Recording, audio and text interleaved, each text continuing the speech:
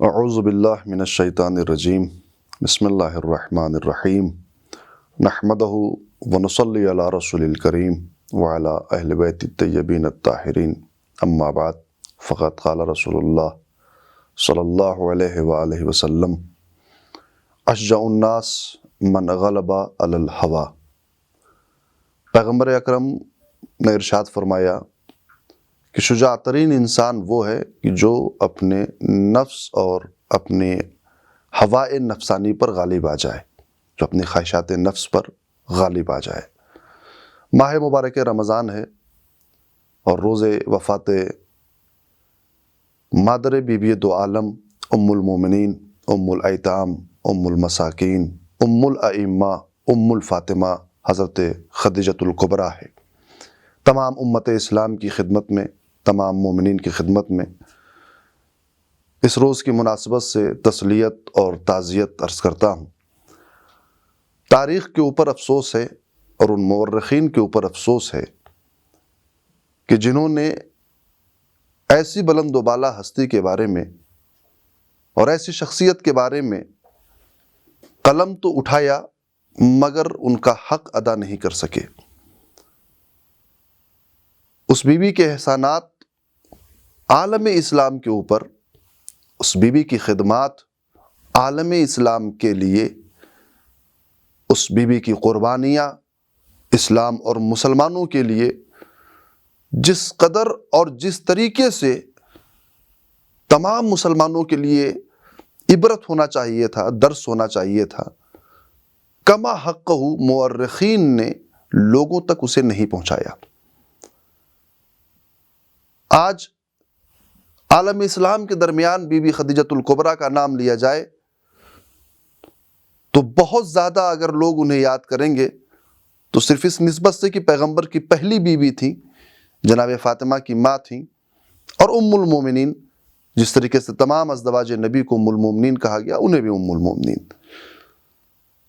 مگر خود خدیجۃ الکبریٰ اپنے وجود کے اندر، اپنے ہستی کے اندر ایک مکمل فضائل ہیں، ایک مکمل کمال ہیں کہ جسے اس دنیا کے سامنے واضح ہونا چاہیے اور روشن ہونا چاہیے۔ عالم اسلام سے پہلے خود یہ بی بی، اور کمال اس کا یہ تھا کہ ایسے معاشرے میں زندگی کر رہی تھی جسے زمانہ جاہلیت کہا جاتا تھا۔ ایسے معاشرے میں، عالم اسلام سے پہلے ایسے ماحول میں بڑھی تھیں، ایسے ماحول میں پلی تھیں اور ایسے ماحول میں تجارت کر رہی تھیں کہ جنہیں کفار کا زمانہ کہا جاتا تھا۔ ایسا زمانہ کہ جہاں ظلم و زیادتی کے گھٹا ٹوپ اندھیروں میں دور دور تک صدق و راستی کی کوئی کرن نظر نہیں آتی تھی۔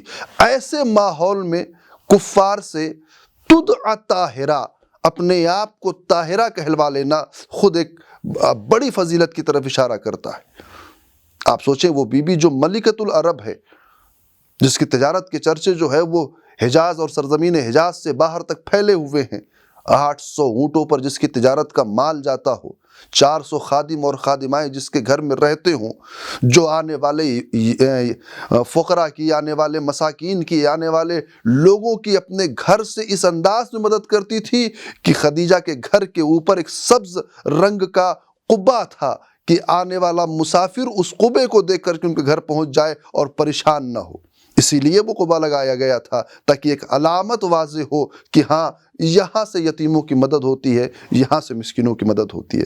ایسی شخصیت کا نام، ایسی شخصیت کے فضائل تاریخ نے اسے اپنے اندر دبا کر رکھ لیا اور ظاہر نہ ہونے دیا۔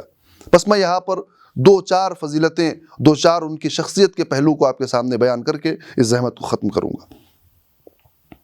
کسی شخصیت کو پہچاننے کے لیے کچھ زاویے مشخص کیے گئے ہیں۔ آپ اسے دیکھیں کہ وہ شخص عقلی طور پر کیسا ہے، عقلانیت اس کی دیکھی جائے۔ اگر بی بی خدیجہ دو عالم کی عقلانیت دیکھنی ہو تو آپ دیکھیں کہ جس زمانے میں لوگ دولت اور شہرت اور عزت کے پیچھے بھاگ رہے تھے، یہ بی بی اس وجود کی طرف دیکھ رہی تھی جس نے ابھی رسالت کا اعلان نہیں کیا تھا، مگر اس کی عقلانیت اس مقام پر پہنچی ہے کہ وہ یہ دیکھ رہی ہے کہ آنے والا یہ شخص اور یہ جو بندہ ہے جس کو تجارت کے لیے بھیجا جا رہا ہے، اس کے اندر سے رسالت کی کرنیں پھوٹ رہی ہیں، یہ کسی مقام پر پہنچے گا، یہ کسی بلندی پر پہنچے گا۔ تو یہ عقل سے جناب خدیجۃ الکبریٰ ہے۔ اور ان کے لیے ایک جملہ بھی کہا جاتا ہے، کانا من احسن النساء جمالا واکملہن عقلا واتمہن رائیا، اپنے زمانے کی بہترین عورتوں میں سے تھیں زیبائی میں۔ حالانکہ زیبائی کو کہا جائے کہ زیبائی تو بہرحال کسی کے اختیار میں نہیں ہے، پروردگار عالم نے جس طریقے سے خلق کیا اسی طریقے سے انسان خلق ہوا ہے، کوئی جو ہے وہ زیادہ خوبصورت ہے، کوئی متوسط ہے، کوئی خوبصورت نہیں ہے، تو اس میں کوئی ذاتی فضائل نہیں ہے، لیکن نہیں، اس کے بعد وَأَكْمَلُهُنَّ عَقْلًا، اور ان عورتوں میں کامل ترین عورت تھی عقلی اعتبار سے، وَأَتَمَّهُنَّ رَائًا، اور اپنے رائے اور اپنے مشورے کے اعتبار سے اپنے زمانے کی عورتوں میں تمام تھیں، یعنی ان کی جو رائے ہوتی تھی، جو ان کا مشورہ ہوتا تھا، وہ محکم ہوتا تھا۔ تو عقلی اعتبار سے یہ بی بی اپنے آپ میں ایک مکمل وجود تھی۔ اور دوسری جو فضیلت یا پہلو کہا جائے جسے، تفرست للنبی، بی بی خدیجۃ الکبریٰ نبوت کے لیے دور اندیش تھی۔ ابھی میں نے آپ کے سامنے جو ہے اس کا اشارہ کیا کہ رسول کے وجود کو دیکھ کر کے رسول کے اندر سے رسالت کے آثار کو پڑھ لیا تھا، یہ فراست تھی خدیجۃ الکبریٰ کی، تفرست للنبی۔ تیسرا مرحلہ جسے میں نے سرنامہ سخن میں آپ کے سامنے بیان کیا، شجاع تھی۔ جناب خدیجہ شجاعت میں شجاع تھی۔ میں نے آپ کے سامنے حدیث پڑھی، اشجع الناس من غلب علی الہوی، شجاعت مخصوص میدان جنگ نہیں ہے، شجاعت تلوار چلانے سے مخصوص نہیں ہے، نہیں، بلکہ اگر اپنے یہاں کی اپنی غلط اور اپنے معاشرے کی بری رسموں کو توڑ کر اس کے سامنے کوئی کھڑا ہو جائے تو وہ بھی شجاع ہے۔ اس زمانے میں امر بالمعروف و نہی عن المنکر کی ذمہ داری کوئی سنبھال لے تو وہ بھی شجاع ہے۔ اگر اس زمانے میں باطل کے خلاف کوئی قلم اٹھا لے تو وہ بھی شجاع ہے۔ اگر اس زمانے میں باطل کے چہرے سے کوئی نقاب کھینچنے کی کوشش کرے تو وہ بھی شجاع ہے۔ سیدہ خدیجۃ الکبریٰ شجاع تھی، اشجع الناس تھی، وہ اس لیے کہ انہوں نے اپنے زمانے کی غلط رسموں کو توڑا اور اسے دنیا کے سامنے ظاہر کیا۔ اپنی خواہشات نفسانی پر آپ سوچیں کہ وہ شخصیت یا وہ ہستی یا وہ فرد کہ جسے ملکۃ العرب کہا جائے، جس کی تجارت کا سامان 800 اونٹوں پر یا 80 اونٹوں پر، حد اقل اگر مانا جائے 80 اونٹوں پر 400 خادم خادمائیں جس کے گھر میں موجود ہوں، اس کی شجاعت کا عالم یہ ہے کہ اس نے کبھی اپنی خواہشات کی پیروی نہیں کی۔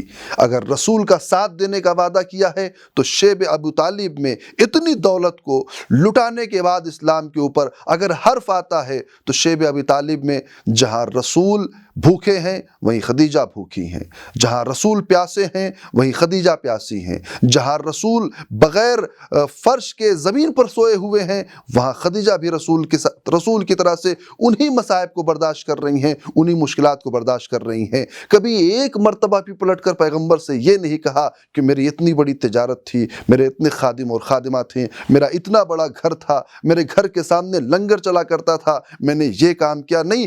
جس دولت کو اسلام کے نام دے دیا، جس دولت کو اسلام پر قربان کر دیا، پلٹ کر نہیں دیکھا۔ یہ شجاعت میں جن کی فضیلت جو ہے سامنے نکل کر آتی ہے، اشجع الناس ہیں۔ اور آخری جو صفت میں آپ کے سامنے بیان کروں کہ مشاورت پیغمبر کے لیے اور پیغمبر کے لیے مشکل کشا تھیں۔ بی بی خدیجہ پیغمبر کے لیے مشکل کشا تھیں۔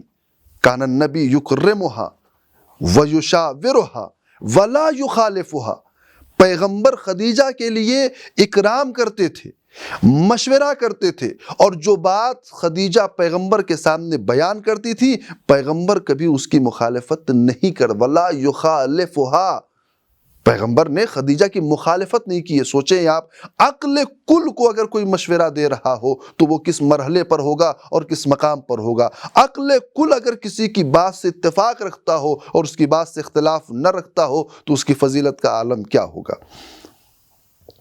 اور اس کے بعد ایک اور جملہ ملتا ہے، فرج اللہ بہا، فرج اللہ عنہا بہا اذا رجع الیہا۔